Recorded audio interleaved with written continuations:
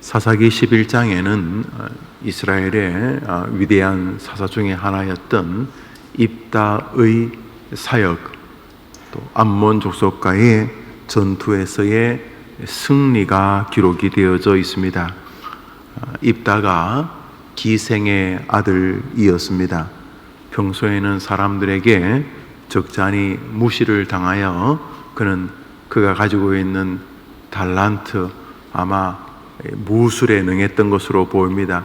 그래서 사람들을 이렇게 자기 같은 사람들을 모아서 집에서 자신이 개발한 태권도, 가라데 이런 거를 좋아해서 가르치다 보니 10명, 20명, 30명, 40명, 100명 이렇게 입다 주변에 입다처럼 이런저런 이유로 차별받는다 생각했던 사람들이 모여들어서 일종의 사설 군대처럼 된 것 같습니다.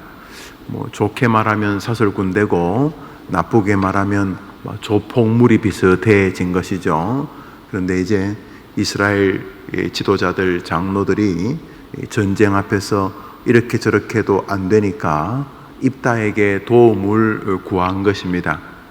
왜 일제시대에 또 더 앞에 나와서 임진왜란 때 보면은 승려들 가운데서 무술에 능한 사람들이 임진왜란 때 일본군과 싸웠다, 승군이라고 해서 승군, 이렇게 중국의 소림사, 정말 그런 절이 있더구만요. 그래서 거기서 수천 명씩 이렇게 무술을 연마하는 그런 것처럼 아마 입다도 자기 집에서 그런 군사들을 조금씩 기른 것 같습니다.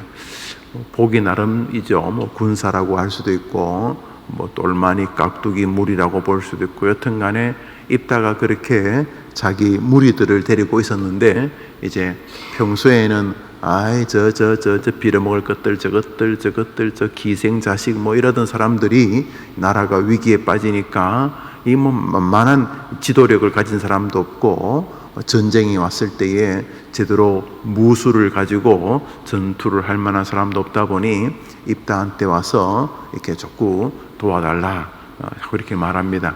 그러는 와중에 입다에게 하나님의 신이 임하게 됩니다.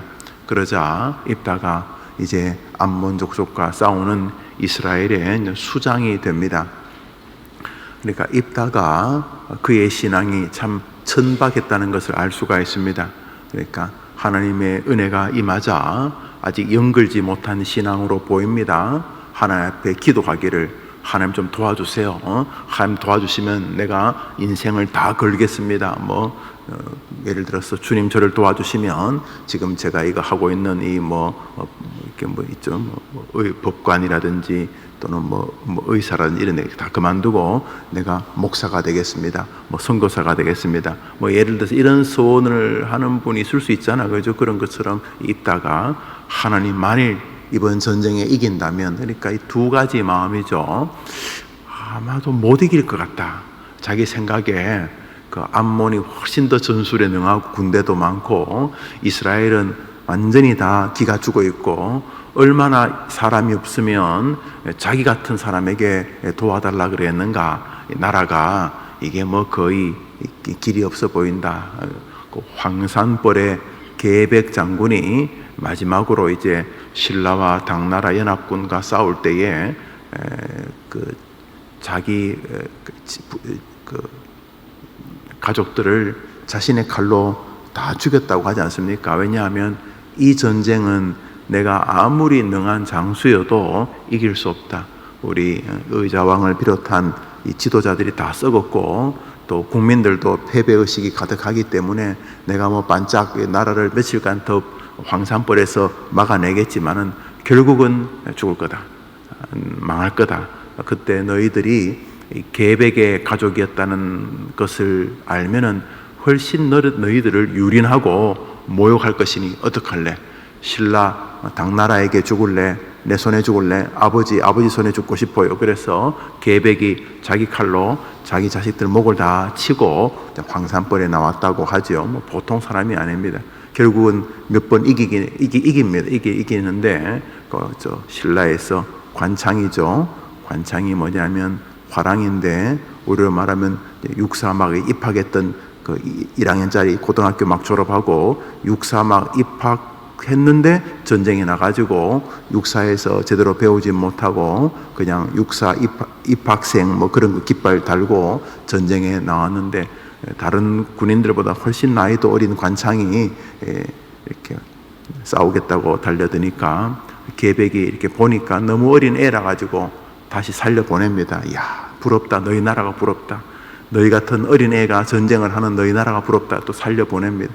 근데 또 돌아오니까 또 한 번 또 살려 보는데, 이 녀석이 가면 이제 안 와야 되는데 또 세 번째 또 오니까 할 수 없이 목을 다 베지만 목하고 이렇게 몸을 잘 단장시켜서 말에 잘 실어서 다시 돌려보냅니다. 그러니까 관창이 계백 입장에서는 적군이지만 자기 뭐 아들뻘 좀 되는 아이가 자기 나라 신라를 위해서 저렇게 싸운다는 게 참 대견하다 싶어서 이해를 갖춥니다. 여튼간에 관창의 목이 잘려서 돌아온 것을 보면서 신라군이 계백의 전술에 눌려 있다가 저런 어린 애도 목숨을 바치는데 이게 뭐한 짓이냐, 그래서 결국 관창의 죽음 이후로 다시 신라가 힘을 내어서 백제가 망하게 되죠. 그때 계백이 자기 가족을 다 이렇게 죽였고 나가는 것 같은 심정이 아마 입다였던 것 같아요.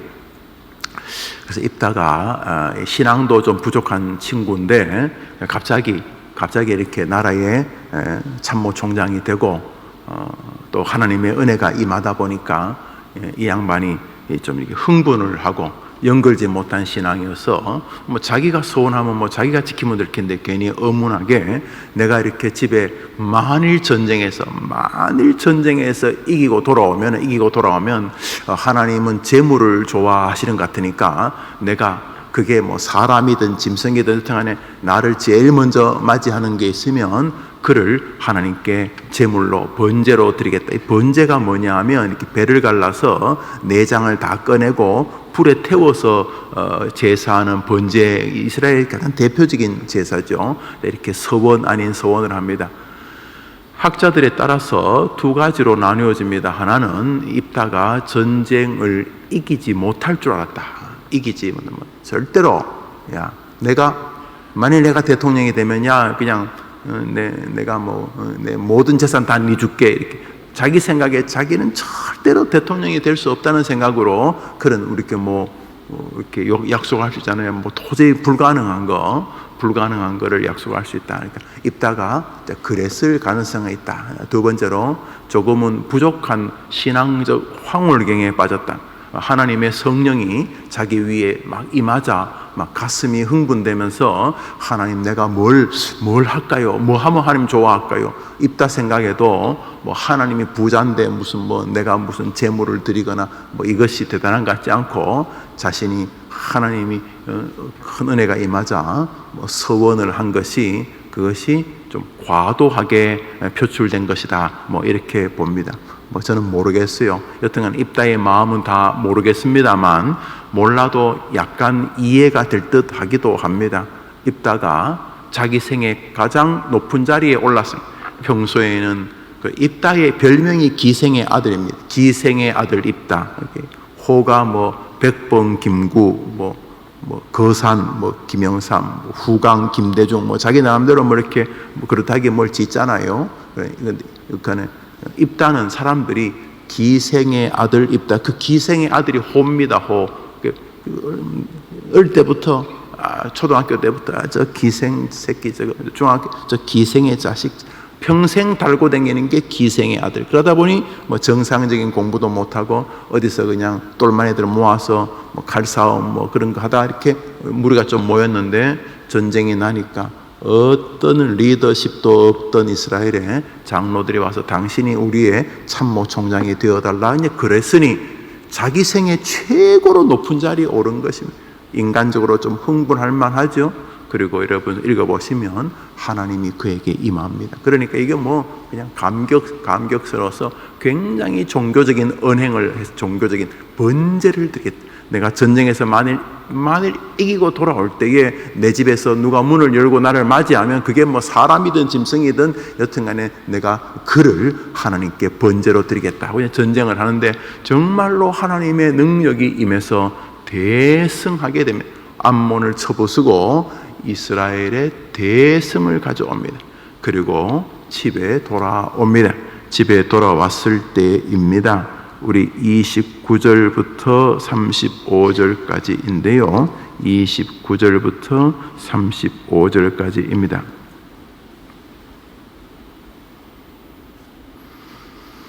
그런데 우리 34절, 35절 두 절을 읽겠습니다. 34절, 35절입니다.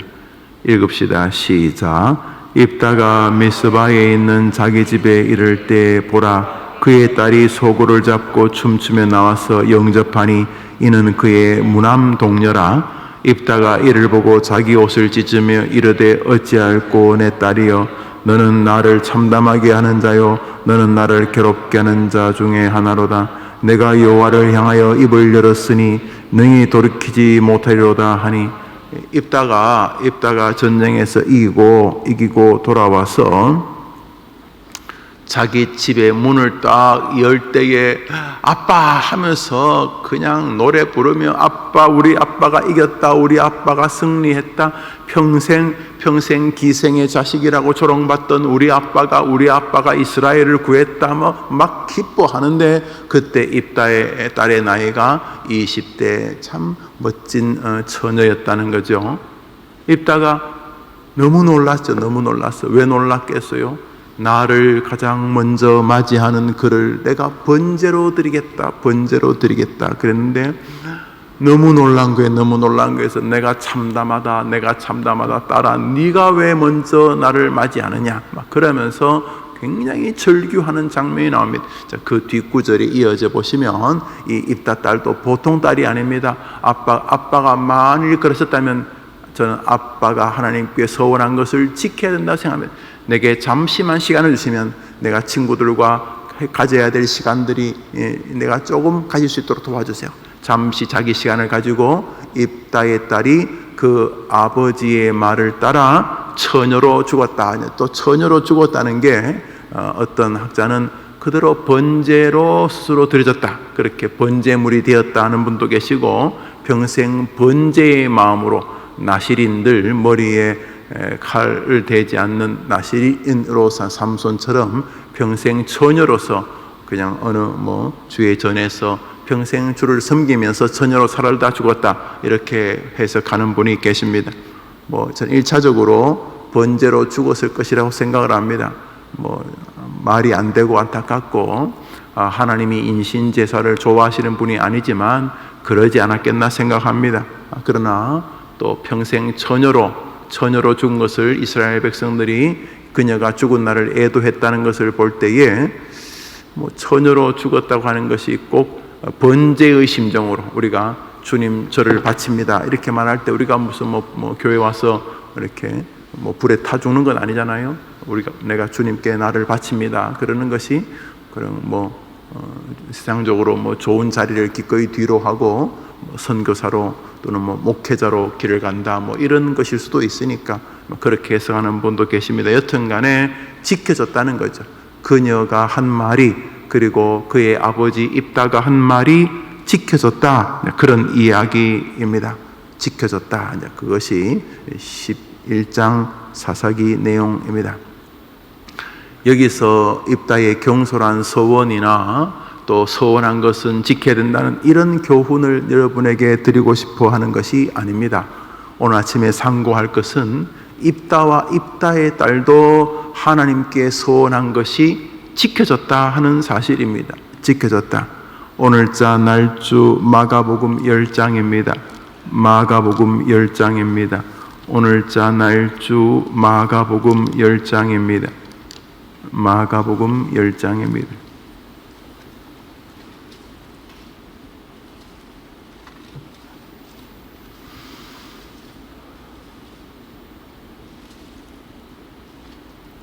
새벽 예배 이후에 아침에 조찬 모임이 있어서 마음이 약간 좀 바쁩니다, 여러분. 그래서 우리 10장 45절 한 절만 읽겠습니다. 마가복음 10장 45절 한 절을 읽겠습니다. 45절 한 절을 읽습니다. 읽읍시다. 시작. 인자가 온 것은 섬김을 받으려 함이 아니라 도리어 섬기려 하고 자기 목숨을 많은 사람의 대속물로 주려 함이니라. 예수님의 말씀입니다. 강단용 성경을 보니 빨간색으로 되어 있는데 예수님의 말씀이라 이런 뜻이 되겠죠.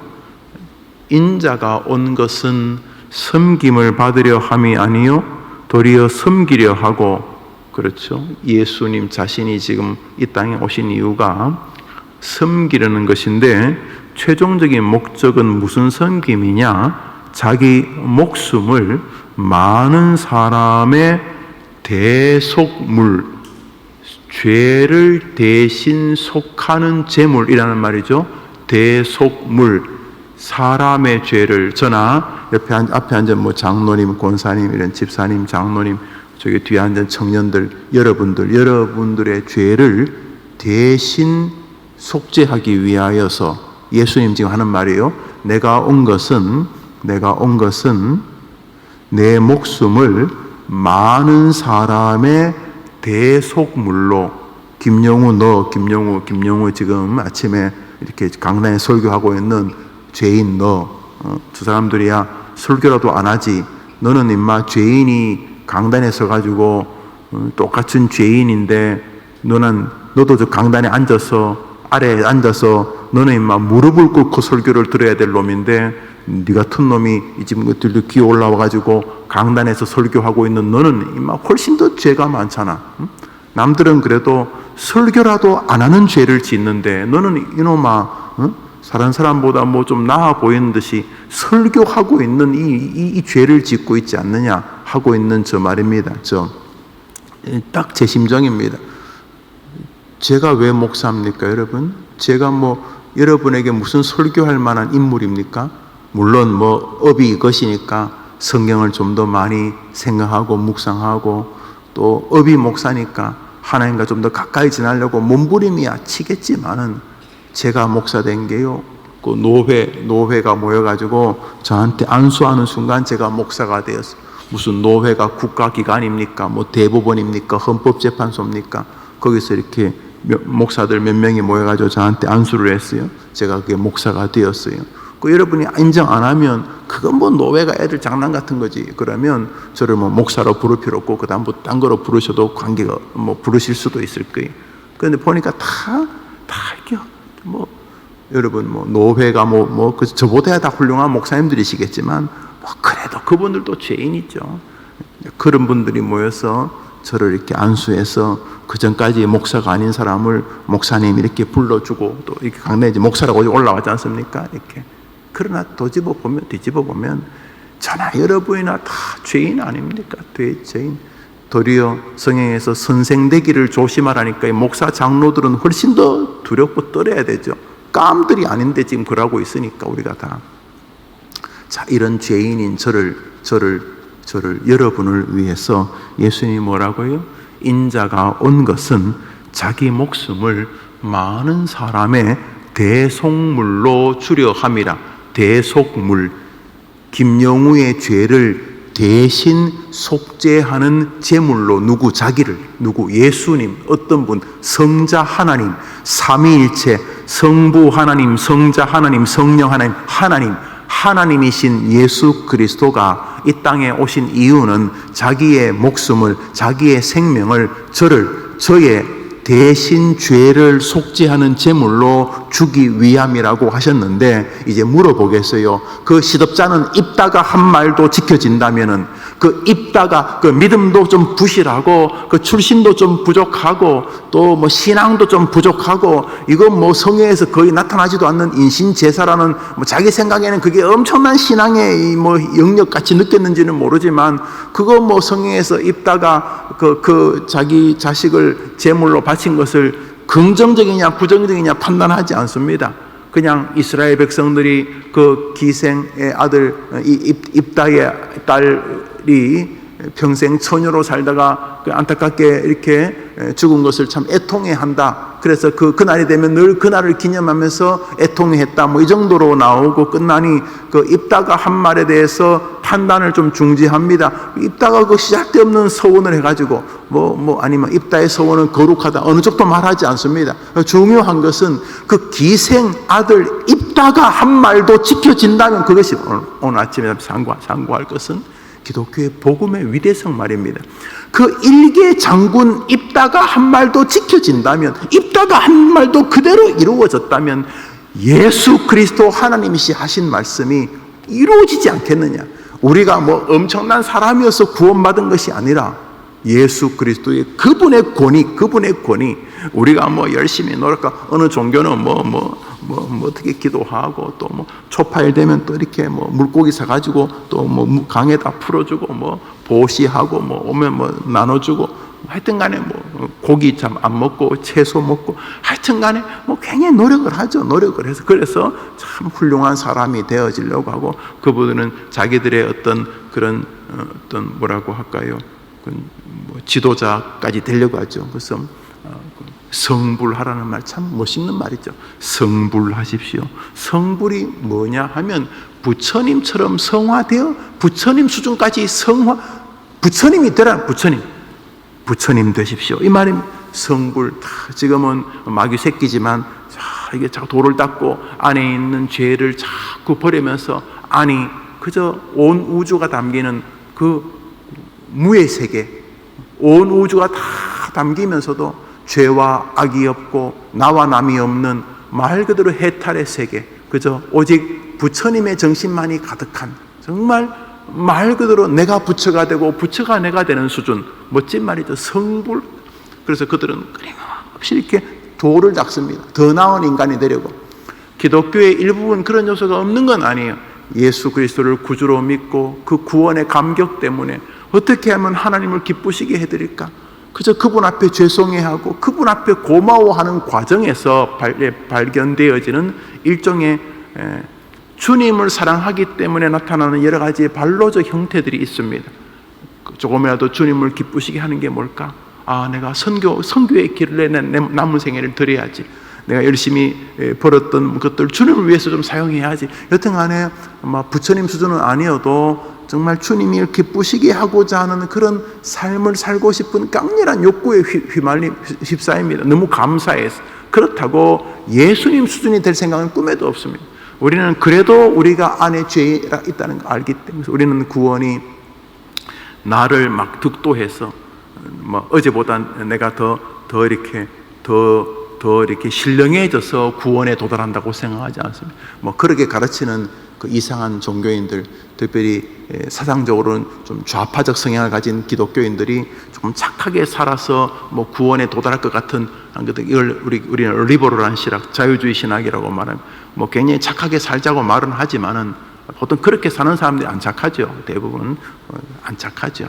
성경에서 구원은 우리에게서 난 것이 아니고 하나님의 선물이, 어떤 선물? 예수 그리스도가 뭐라 그랬어요? 인자가 온 것은 자기 생명을, 자기 목숨을 다른 사람들, 바로 저 김영우 여러분의 죄의 대속물로 주기 위함이다. 그 말이 진짜겠느냐 하는 거지. 입다가 한 말도 지켜졌다면 예수 그리스도가 하신 말이 안 지켜지겠는가? 지켜지죠. 그렇다면 여러분의 구원은 현장이 무엇입니까? 인자가 온 것은 자기 생명을 많은 사람의 대신 죄를 속하는 제물로 주기 위함이다. 예수님이. 그러면 예수님이 그 말을 지켰겠는가? 입다도 지키는데 예수님이 안 지키다. 말이 안 되는 거지. 그러면 내 구원의 상태는 어떤가? 지금 내 구원의 상태는 내가 엄청 착해서가 아니라 자기 목숨을 김영우의 죄를 대신 속하는 제물로 죽은 예수 그리스도의 그 말 때문에, 예수 그리스도의 대신 속죄의 죽음이라는 주님의 신실함 때문에 김영우가 구원받지 못할 가능성은 제로. 다시 말해 기독교의 구원의 확신은 내가 뭘 가슴이 뜨겁고 뭐 구원받은 것 같이 전기가 쫙 쳐 그래서가 아니라 우리의 마음 안에 있는 하나님이 주신 이성적, 구원적, 영혼적 기제의 변화의 어떤 모습입니다. 예수님이 엄청난 일을 행하셨구나. 저분이 십자가에서 왜 저러고 계신 것이지? 천사 나부랭이를 시키지 하나님이신 예수 그리스도가 왜 십자가에서 저렇게 비참하게 죽으신 거지? 왜 그런 거지? 하나님이 세상을 이처럼 사랑하사 독생자를 주셨으니 우리를 사랑하는 결과였구나.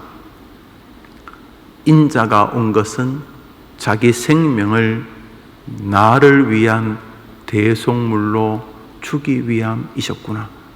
예수 그리스도가 나의 죄를 위하여 죽으셨구나. 예수 그리스도가 나의 모든 죄를 해결해 비록 죄인인 인생임에 변함이 없지만은 하나님 앞에서 법적으로 하나님 저 예수가 저 김영우 죄 때문에 대신 죽었으니 죄값은 내가 지불한 거 맞지요? 그래 아들 예수야, 저 김영우의 죄는 네가 대신 지불했으니 죄는 구원의 길로 인도해 주겠노라. 이것이 기독교이고 이것이 성경을 통해서 믿어지는 순간 성경이 다시 재배열되기 시작하는 것이죠. 나를 구원하는 것 예수의 피밖에 없네. 주 예수보다도 더 귀한 것은 없네. 나 같은 죄인 살리신 그 은혜 고마워. 여러분, 기독교는 놀라우리 많지 예수 그리스도의 언약의 신실성에 우리의 구원의 근거가 있음을 말하고 있습니다. 설교를 마치면서 오늘 하루 입다의 말을 한번 잘 생각해 보십시오. 그리고 여러분도 하나님께 이렇게 소원한 것이 있으면 지키려고 하는 거 귀한 일입니다. 우리 짧은 생에 뭐 하나님 상대로 거짓말하면서 인생을 마감할 필요 없지 않습니까? 할 수 없으면 할 수 있는 데까지 여러분의 삶, 여러분의 시간, 여러분의 꿈, 여러분의 계획, 여러분의 모든 인생을 여러분이 뭐 소원을 악하게 쓸 리 없으니 주님을 향한 그것을 점검해 보시되 최고의 소원은 뭡니까? 여러분이 세례 받을 때 뭐라 했습니까? 예수님을 나의 구주로 인정한다. 이게 최고의 소원 아닙니까? 그러면 오늘부터 돌아가신 날까지 여러분들을 다른 사람들이 보면 제 주인은 예수다 그거 느끼게 하시면 여러분 최고의 소원 그거 아닙니까? 예배드리고 뭐 전도하고 헌금하고 뭐 전부 다 똑같은 거 아닙니까? 여러분 세례받을 때 뭐 소원하셨습니까? 예수님이 나의 구주시면 나는 죽고 예수님이 나의 생명입니다. 그러니까 사람들이 여러분 보면은 아 쟤는 예수 때문에 숨쉬고 있다. 예수가 나의 생명이라 여러분 소원했으니까. 여러분 세례 받을 때 예수님 나의 구주라고 그랬으니까 이제 여러분 돌아가실 때가 여러분 아들이 여러분 보면은 여러분 딸, 여러분 손자, 손녀 여러분 보면 아 우리 할아버지의 주인은 하나님이시구나. 그것이 여러분이 소원을 지키는 거 아니겠습니까? 뭐 문 열고 나오는 손자, 손녀를 뭐 번제로 바칠 필요 없이 여러분이 날마다 살면서 오늘 출근하십니까? 직장 동료들과 같이 이렇게 커피 한잔 먹으면서도 직장 동료가 여러분 가만히 보면서 아 얘는 주인이 있구나, 얘는 주인이 있구나, 얘 주인은 하나님이시구나. 그거 느끼게 하는 게 오늘 소원을 갚는 거 아니겠습니까? 더 나아가 예수님의 소원을 하면서 예수님 소원이 뭡니까? 인자가 온 것은 인자는 많은 사람의 구원하기 위하여 나를 대속물로 주기 위함이라. 그러면 지켜지겠는가? 예수님이 나 김용우를 위하여 자기 생명을 대속물로 주겠다는 게 지켜졌겠는가? 아무리 제가 믿음이 없어도 예수님이 한 말이 안 지켜진다고 말할 수 없죠. 그런 면에서 기독교인들에게는 날마다 루트가 경험한 구원의 기쁨이 있어야 합니다. 그것은 우리에게서 난 것이 아닙니다. 여러분이 특별히 구원받았다는 느낌이 들 때가 있죠. 믿음 생활이 즐겁고 설교를 들을 때 시종 일관 설교가 꼭 나를 위해 하는 말씀 같고, 찬송을 부를 때 가슴 밑에서부터 감격의 눈물이 흘러나오고, 그죠? 예수님 때문에 죽을 수도 있을 것 같은 그런 기쁨이 있을 때 구원의 확신도 있는 것 같아요. 그러나 반대로 예수 믿는데 왜 이런 일이 나한테 겹쳐 시리즈로 올까? 왜 이렇게 나를 괴롭힐까? 이러면서 믿음 몇 뿌리까지, 밑둥까지 흔들릴 때도 있지 않습니까? 그때 여러분 안에서 구원의 근거가 있는지 찾지 마시라고. 여러분이나 저나 아무리 드적거려봐야 우리 안에 구원의 근거가 없어요. 젊을 때 내가 열심히 교회 봉사했느니 그런 게 구원의 근거가 될 수가 없어요.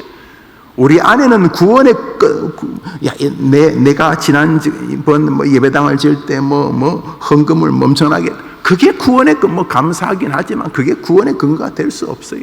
구원의 근거는 우리에게 없어요. 우리가 구원의 침체가 올 때요, 아무리 나를 뒤적거리고 내 눈알을 빼서 내 심령 폐부를 살펴봐도 우리 안에는 구원의 근거가 없어요. 구원받을 만한 건덕지가 없어요. 지치고 어려울 때 어떻게 해야 됩니까? 눈을 들어 주를 보라. 예수님이 나를 구원하셨는가를 물어보시는 것입니다. 저분이 나를 구원하실 수 있는가? 저분이 나를 구원하시러 이 땅에 오신 게 맞는가? 저분이 나를 위해 죽은 게 맞는가? 여러분, 예수님을 바라보십시오. 그리고 입다가 한 말도 지킨다면 예수님이 하신 말씀이 어떻게 되어질까? 예수님이 나를 위하여 이 땅에 오셨구나. 그때 다시 여러분에게 구원의 은혜가 솟아나게 될 줄 믿으시기 바랍니다. 믿으시기 바랍니다. 그래서 기독교는 날마다 예수를 바라보는 종교입니다. 기쁠 때도 아이고 예수님 고마워요. 아이고 띵호와 예수님 너무 고마워요. 힘들고 어려울 때도 예수님 고맙습니다. 나를 사랑하여 자기 생명까지 주신 예수님이 부활하신 이후에 뭘 안 주시겠습니까? 나는 예수가 죽은 하나님의 자녀다. 이런 마음이 우리를 다시 일으킨 것입니다. 이제 오늘이 여러분이나 저나 마지막 죽는 날이라고 칩시다. 여러분이나 저나 오늘 죽습니다. 이제 죽는 날이다. 심장도 거칠어지고, 호흡도 거칠어지고, 통증도 이제 안 가시고, 이제 여러분 저가 저나 여러분 죽습니다. 제가 죽어봤으면 설명을 잘할 텐데 저도 안 해봐가지고 잘 모르겠습니다. 그래서 저다 여러분 죽습니다. 이렇게 죽을 때에 뭐가 위로가 될 것 같습니까? 아니 육신이 아프고 그러겠죠. 육체, 정신도 일종의 육체거든요. 그럼 우리 영혼은 그날 영혼이 아프다. 영혼이 암이 걸렸대. 영혼이 동맥경화, 영혼이 뇌경색, 영혼이 당뇨병, 말이 안 되죠. 우리 영혼은 그날 어떻겠습니까? 우리 마지막 날. 지금도 우리가 영혼과 함께 있죠. 영혼과 육체가 함께, 영육이 같이 있지 않습니까? 영육. 우리의 육체나 우리가 말하는 감정, 정서, 그 영혼 아닙니다. 우리의 영혼이 그날 말할 수 없는 평강을 누리겠죠. 그때는 육체도 일정한 영향을 받겠죠. 그 영혼의 기쁨을. 그때 마지막 날, 그 마지막 임종의 순간에 손자들이 내 손잡고 있겠지만은 그 마지막 날 뭐가 위로할 것 같습니까? 예수의 피밖에 없네. 할렐루야. 마지막 날도 나를 믿는 자는 천국에 있을 것이라는 예수님만이 우리의 위로가 되지 않겠습니까? 마지막 죽는 순간에 뭐가 위로가 되겠습니까? 예수밖에 없는 것입니다. 어떤 예수? 입다가 한 말도 지켜진다면 예수님이 하신 말씀이 어떻겠는가? 우리는 그 예수의 말씀으로 인하여 오늘도 내일도 위로를 얻는 사람입니다. 오늘 예수님이 여러분에게 무엇을 약속했는지를 한번 묵상해 보시면서 승리하시기를 바랍니다. 주님 가르친 대로 예배를 마칩니다.